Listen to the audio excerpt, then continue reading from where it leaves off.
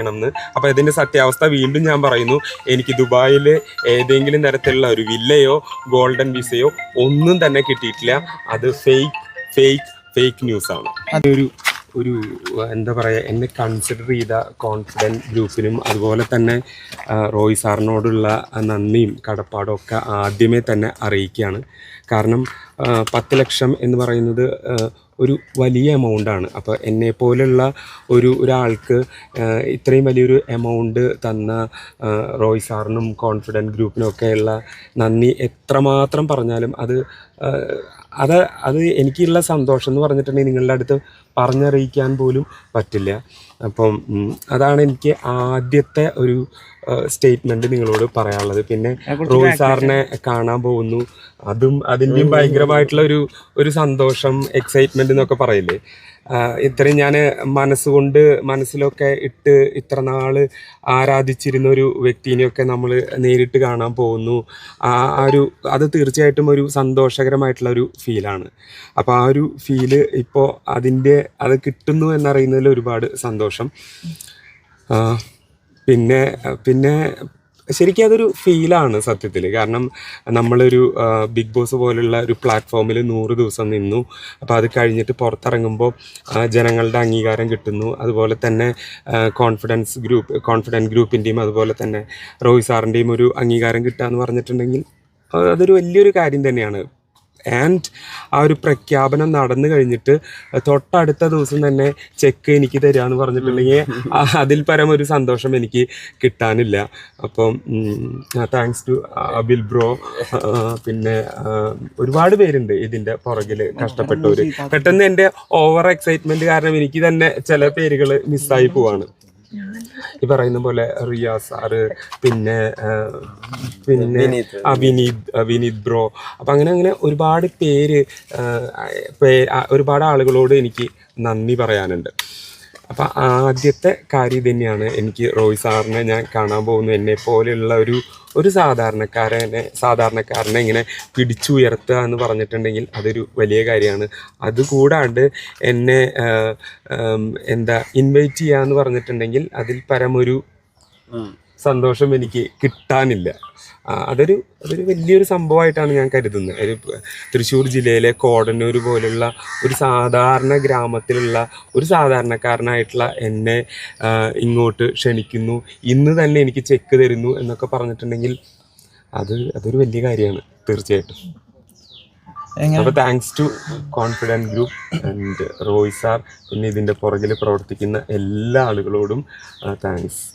അബിൽ bro. നിഷേട്ട പൊതുവിലിപ്പോൾ പുറത്തേക്ക് ഇറങ്ങുമ്പോൾ കുറേ ആരാധകർ കാണുന്നുണ്ട്. അപ്പം അതിൻ്റെ ഒരു സന്തോഷം എന്താണ്? ഇപ്പോൾ സ്വീകരണമൊക്കെ കിട്ടി. ആഫ്റ്റർ ബിഗ് ബോസ് എന്താണ് ഫീൽ ചെയ്യുന്നത്? ആഫ്റ്റർ ബിഗ് ബോസ് എന്ന് പറയുമ്പോൾ തീർച്ചയായിട്ടും ഒരുപാട് സന്തോഷം തന്നെയാണ്. ഇത്രമാത്രം ആളുകളുടെ ജനഹൃദയങ്ങളിലേക്ക് കടന്നു കയറാൻ പറ്റി എന്ന് പറയുന്നത് ഒരു വലിയ കാര്യമായിട്ടാണ് ഞാൻ കരുതുന്നത്. അതിൻ്റെ സന്തോഷം തീർച്ചയായിട്ടും ഉണ്ട്.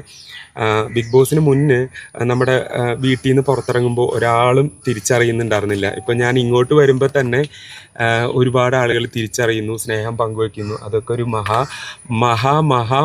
ഭാഗ്യമായിട്ട് കരുതാണ്. എന്നെ പോലുള്ള ഒരു സാധാരണക്കാരന് സന്തോഷിക്കാൻ ഇതിനപ്പുറം എന്ത് വേണം? അതിന് ഇപ്പം പറയില്ലേ നമ്മൾ എന്താ പറയുക, കേക്കിൻ്റെ മുകളിൽ ഐസ് എന്നൊക്കെ പറയില്ലേ, ആ ഒരു അവസ്ഥയാണ് ഇപ്പോൾ റോയ് സാറിനെ മീറ്റ് ചെയ്യാൻ പോകുമ്പോൾ അങ്ങനെ ഒരു ഫീലാണ് എനിക്ക് തോന്നുന്നത്. കാരണം ഒരു സാധാരണക്കാരൻ എന്നെ വിളിച്ച് 10 ലക്ഷത്തിൻ്റെ ഒരു എമൗണ്ട് തരിക എന്നൊക്കെ പറഞ്ഞിട്ടുണ്ടെങ്കിൽ അതിൽ പരം ഒരു സന്തോഷം കിട്ടാനില്ല. അതുപോലെ ഇപ്പോൾ ചില ന്യൂസുകൾ ഇപ്പോൾ വരും, അതുപോലെ വന്നതായിരുന്നു അനീഷേട്ടന് ഏതോ ആഡംബര വില്ലയുണ്ട് ഗൾഫിൽ, ആ ഒരു സമ്മാനമായി തരാൻ പോവാണെന്നൊക്കെ പറഞ്ഞിട്ട് കുറേ ന്യൂസുകൾ.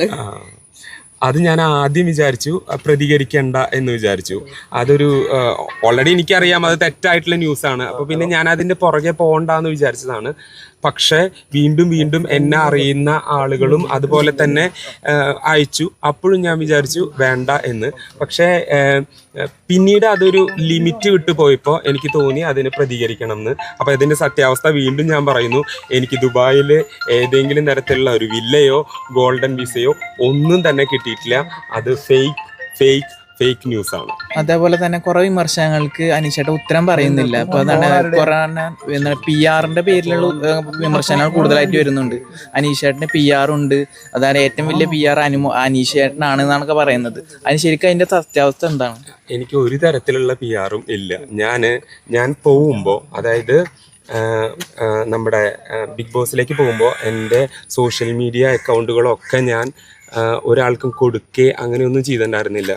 ഫോൺ അവിടെ വെക്കുന്നു, ഹൗസിനുള്ളിലേക്ക് കയറുന്നു. പിന്നീട് എൻ്റെ ഒരു പെർഫോമൻസ് ഇഷ്ടപ്പെട്ടിട്ട് ഒരുപാട് ആളുകൾ എന്നെ സ്നേഹിച്ചു. ആ ആളുകളുടെ സ്നേഹം കിട്ടി. അതൊരു നാച്ചുറൽ പ്രോസസ്സാണ്. നമുക്ക് എന്താ പറയുക, ബിഗ് ബോസിൽ നമ്മുടെ പെർഫോമൻസ് കണ്ടിട്ടോ അല്ലെങ്കിൽ നമ്മുടെ ഒരു സ്വഭാവം കണ്ടിട്ടോ കുറേ ആളുകൾ നമ്മളെ ഇഷ്ടപ്പെടുന്നു. അങ്ങനെ നോക്കുകയാണെങ്കിൽ ഒരുപാട് ആളുകളുടെ സ്നേഹം കിട്ടി എന്നുള്ളത് ഞാൻ വിശ്വസിക്കുന്നു. തീർച്ചയായിട്ടും ഒരുപാട് ആളുകളുടെ സ്നേഹം എനിക്ക് കിട്ടിയിട്ടുണ്ട്. അപ്പോൾ അതിനെല്ലാം നന്ദി മാത്രമേ ഉള്ളൂ. അല്ല, ഇത്തരം വിമർശനങ്ങൾ വരുമ്പോൾ എന്തുകൊണ്ടാണ് പ്രതികരിക്കാണ്ടിരിക്കുന്നത്? സത്യാവസ്ഥ ജനങ്ങളിലേക്ക് എത്തണ്ടേ എന്നുള്ളൊരു ബോധ്യമില്ലേ? ഒരുപാട് വിമർശനങ്ങൾ, ഒരു തരത്തിലും കഴമ്പില്ലാത്ത വിമർശനങ്ങൾ തീർച്ചയായിട്ടും വന്നുകൊണ്ടിരിക്കും. നമ്മൾ പ്രതികരിക്കേണ്ടതിന് പ്രതികരിച്ചിട്ടുണ്ട്. അല്ലാതെ എല്ലാ കാര്യത്തിലും വെറുതെ പ്രതികരിച്ചിട്ട് അതിങ്ങനെ എന്തിനാ അതിൻ്റെ ആവശ്യമുണ്ടെന്ന് എനിക്ക് തോന്നുന്നില്ല. പ്രതികരിക്കാൻ ആവശ്യമുള്ള കാര്യങ്ങൾക്ക് കൃത്യമായിട്ടുള്ള പ്രതികരണം ഞാൻ എൻ്റെ സോഷ്യൽ മീഡിയ അക്കൗണ്ടുകളിലൂടെ കൊടുത്തിട്ടുണ്ട്. എല്ലാ കാലത്തും അങ്ങനെ തന്നെ ആയിരിക്കും ഇനി ഉണ്ടാവുക. ആവശ്യമില്ലാത്ത കഴമ്പില്ലാത്ത കാര്യങ്ങളിൽ ഏറ്റുപിടിക്കുന്നതിനോട് എനിക്ക് യോജിപ്പില്ല. ഇപ്പൊ അനീഷേട്ടന് ഇപ്പൊ എയർപോർട്ടിലടക്കം ആരെങ്കിലും ഏതെങ്കിലും കോണ്ടസ്റ്റിനെ കുറിച്ച് ചോദിച്ചാലും അനീഷേട്ടൻ ഒന്നും സംസാരിക്കാറില്ല. ഈവൻ ഞാൻ മൂലം ഒരു പ്രശ്നം മറ്റുള്ളവർക്ക് ഉണ്ടാവരുത് എന്നുള്ള തീരുമാനത്തിന്റെ പുറത്താണോ അങ്ങനെ ആരെക്കുറിച്ചും പ്രതികരിക്കേണ്ട എന്നുള്ള ഒരു ഫീൽ വന്നത്? ഞാൻ ബിഗ് ബോസിൽ നിന്ന് ഇറങ്ങുമ്പോൾ എനിക്ക് എല്ലാവരായിട്ട് ഭയങ്കരമായിട്ടുള്ളൊരു ബോണ്ടിങ് ഉണ്ട്, അല്ലെങ്കിൽ അവരായിട്ട് സൗഹൃദമാണ്. എനിക്ക് ആരുമായിട്ടും ഒരു തരത്തിലുള്ള പ്രശ്നങ്ങളോ അങ്ങനത്തെ കാര്യങ്ങളൊന്നുമില്ല.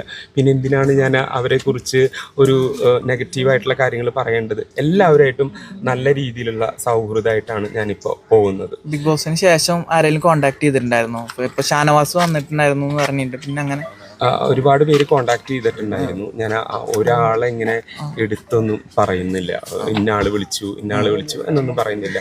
നമ്മളുടെ സൗഹൃദങ്ങൾ എന്ന് പറഞ്ഞിട്ടുണ്ടെങ്കിൽ അത് നമ്മുടെ മാത്രം സൗഹൃദങ്ങളാണ്. അത് എല്ലാ കാര്യങ്ങളും നമുക്ക് മീഡിയയോട് പറയാനോ അങ്ങനെ പറ്റില്ല. ഒരു ഫ്രണ്ട്ഷിപ്പ് എന്ന് പറയുന്നത്, ഞാൻ ഫ്രണ്ട്ഷിപ്പ് എന്ന് ഉദ്ദേശിക്കുന്നത് അത് ഹൃദയത്തിൽ വെച്ചിട്ടുള്ള ഒരാളാണ്. അപ്പം എൻ്റെ ഫ്രണ്ട്ഷിപ്പും എന്ന് പറയുന്നത് വളരെ വളരെ വളരെ വളരെ ക്ലോസ് ആയിട്ടുള്ള ഒരു കാര്യമാണ്. അതിങ്ങനെ മീഡിയയ്ക്ക് മുന്നിൽ എക്സ്പോസ് ചെയ്യാനായിട്ട് ഞാൻ